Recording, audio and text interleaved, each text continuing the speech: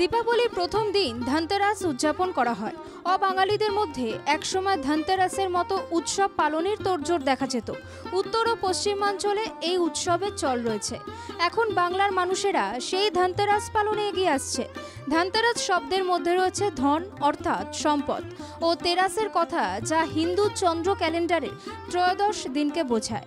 এই শুভ দিনে সোনার উপর মতো মূল্যবান ধাতু কেনার জন্য উৎসাহিত হয় ও ঝলমলে আলো এবং সুন্দর রঙ্গোলি দিয়ে ঘর বাড়িতে প্রাণের ছোঁয়া দেখা যায়। এই দিনে শুধু কেনাকাটা করাই নয়, ব্যবসাও শুরু করে। সোনায় বিনিয়োগ করা থেকে সম্পদের আরাধনা, সবই এই বিশেষ দিনে আবেগের ছোঁয়া বয়ে আনে। ধনতেরাস কেবল বস্তুগত সম্পদের কথা নয়, বরং আধ্যাত্মিক ও মানসিক ঐশ্বর্যের কথা। প্রতিটি পরিবার আশা করে ধনতেরাস উদযাপন করা হলে আগামী বছর সমৃদ্ধি ঘটবে, ইতিবাচক শক্তি মঙ্গলের সূচনা করবে। পরিবারের পাশাপাশি ব্যবসায়ীরাও এই ধনতেরাস উৎসবের দিকে তাকিয়ে থাকে। তারা মনে করেন একটি নতুন আর্থিক বছরের সূচনা হবে। ইতিবাচক শক্তিকে স্বাগত জানাতে দোকান বাড়িগুলি পরিচ্ছন্ন, সুসজ্জিত ও সুন্দর প্রদীপ দিয়ে আলোকিত করা হয়।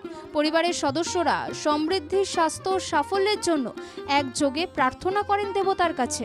ধনতেরাসের মতো উৎসবের সঙ্গে জড়িয়ে রয়েছে ধন্বন্তরীর কাহিনী। পৌরাণিক কাহিনী অনুসারে সমুদ্র মন্থন নামে পরিচিত মহামন্থনের সময় ভগবান ধন্বন্তরী অমৃতের পাত্র এবং আয়ুর্বেদের ওপর একটি পবিত্র গ্রন্থ ধারণ করে সমুদ্র থেকে আবির্ভূত হন। ধন্বন্তরীর আবির্ভাব সম্পদ ও সৌভাগ্যের উদয় ঘটায় বলেও বিশ্বাস করা হয়। তাই আর্থিক বাণিজ্যিক সম্ভাবনার মতোই ধর্মীয় নানা বিষয় যুক্ত রয়েছে এই ধনতেরাসের ঘটনার সঙ্গে।